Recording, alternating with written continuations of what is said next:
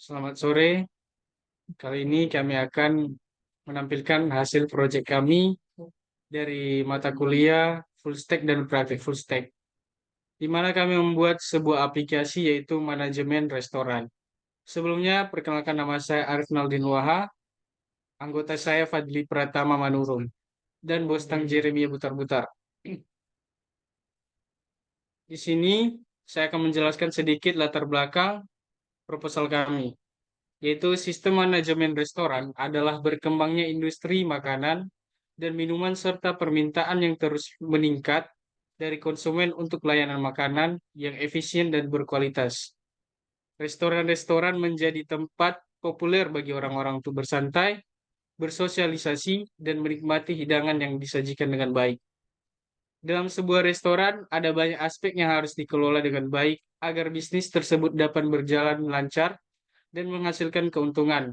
Beberapa aspek yang perlu diperhatikan antara lain adalah pengelolaan inventaris, staf, pengelolaan pemesanan dan pengiriman makanan, serta kelolaan keuangan.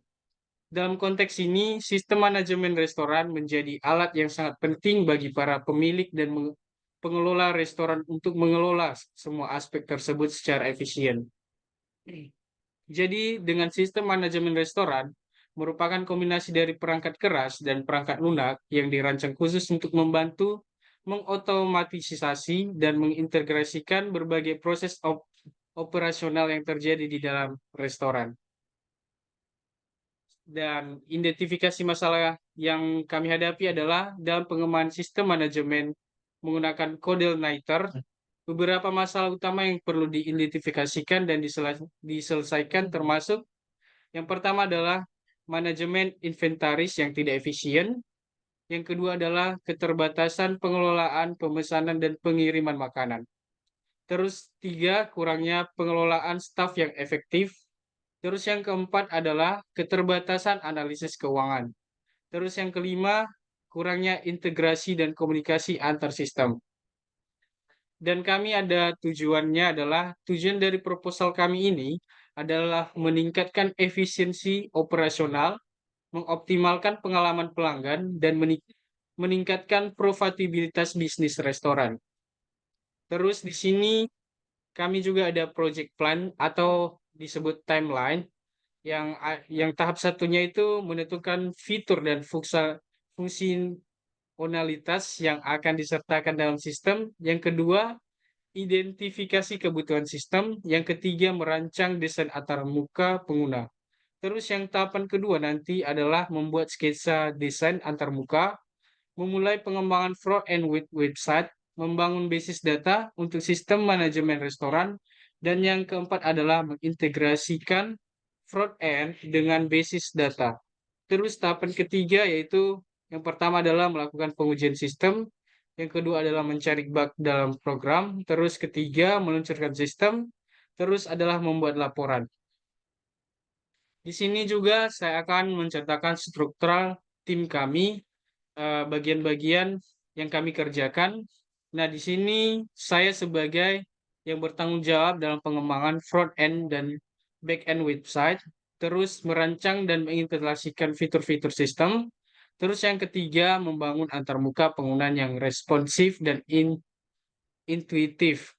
Terus teman saya Bostang juga bekerja sebagai integrasikan basis data dengan front end dan mengelola koneksi antara keduanya, melakukan pengujian fungsionalitas dan perbaikan bug.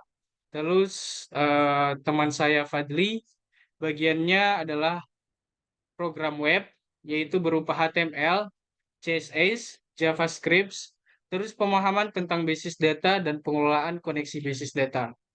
Nah, jadi sekian dan terima kasih. Sedikit penjelasan dari kami. Dan sekarang kita akan mendengarkan penjelasan tentang basis data.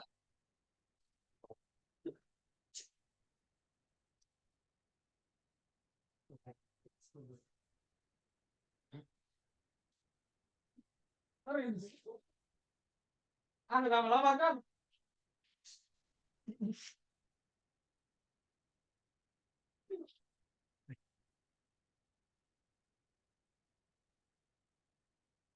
Oke, baik di sini ya saya akan menjelaskan tentang database.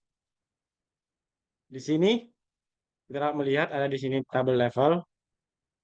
Di tabel level ada kolom nama, ID level, memakai data type integer, nama level menggunakan varchar.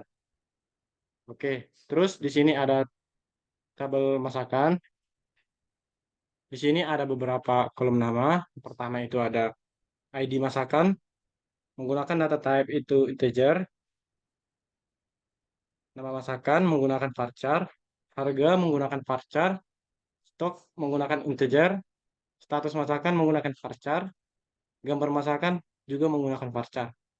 Oke, kita lanjut lagi ke tabel order. Di tabel order ini ada ID order menggunakan data type integer, menggunakan ada juga ID admin menggunakan integer, ID pengunjung menggunakan integer, waktu pesan menggunakan data type, nomor meja menggunakan integer, total harga menggunakan varchar, uang bayar menggunakan varchar, uang kembali menggunakan varchar, status order menggunakan varchar juga. Lalu kita lanjut ke tabel pesan.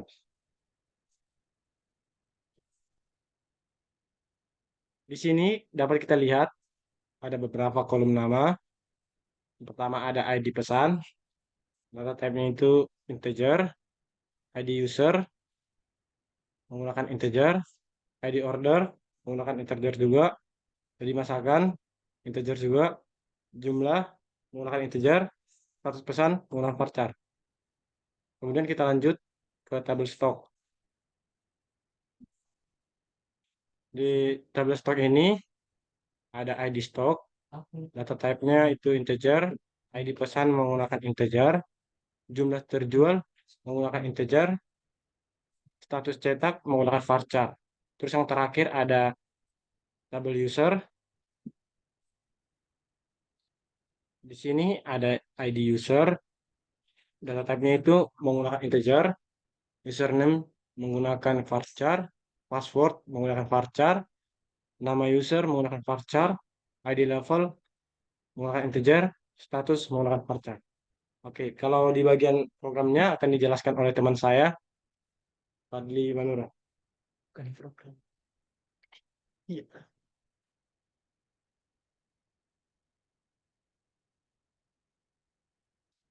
Baik, selanjutnya kita akan saya akan menjelaskan pada halaman website.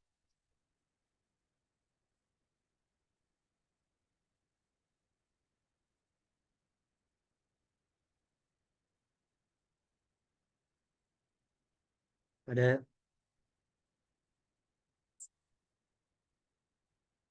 sini kita akan masuk ke dalam halaman websitenya.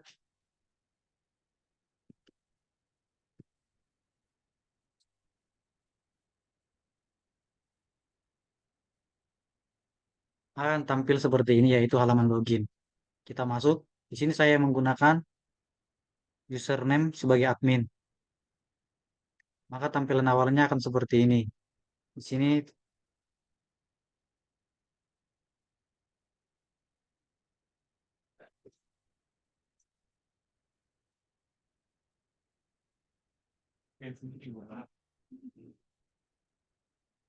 pada tampilan ini terdapat administrator, waiter, kasir, owner, dan pelanggan. Dan beberapa datanya seperti anggota yang sudah ditambahkan. Pada referensi makanan sudah terdapat seperti ini. Dan ada juga bagian untuk menambahkan data. Saya akan memberikan contoh salah satunya jika ingin menambahkan menu makanan yaitu kita buat salah satunya mie ayam. Harga proporsinya kita buat 12.000. Stok persediaan sekitar 20 dan kita menambahkan bagaimana gambar menunya. Nah, akan tampil seperti ini. Kita melakukan tambah. Di sini sudah tersimpan.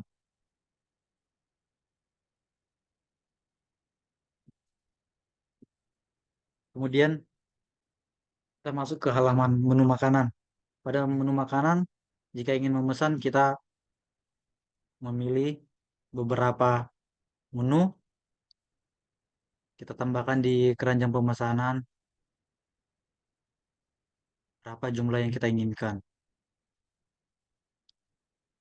Di sini otomatis harga dari menu makanan tampil. Kita melakukan proses pesanan. Pada tampilan ini langsung tersedia bagaimana notifikasi makanan yang kita pesan. Dalam halaman transaksi, di sini terdapat beberapa orang yang belum membayar. Kita akan melakukan transaksi supaya bisa melunaskannya.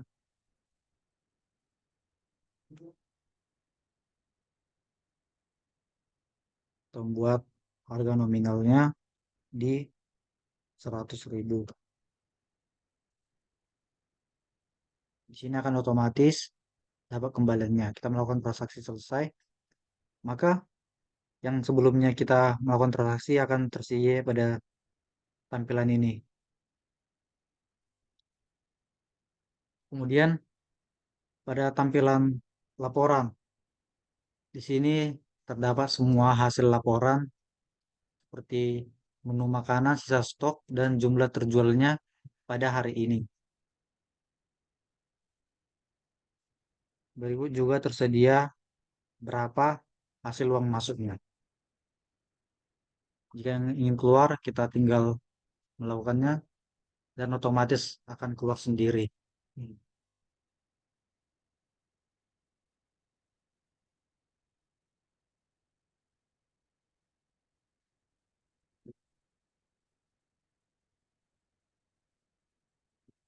Jadi sekian dan terima kasih mengenai aplikasi yang telah kami buat, yaitu adalah yang berjudul, nama aplikasi kami adalah Restoran Bersama. Jadi jika ada kesalahan ataupun kekurangan dalam aplikasi kami minta maaf. Sekian dan terima kasih. Aku nggak terima.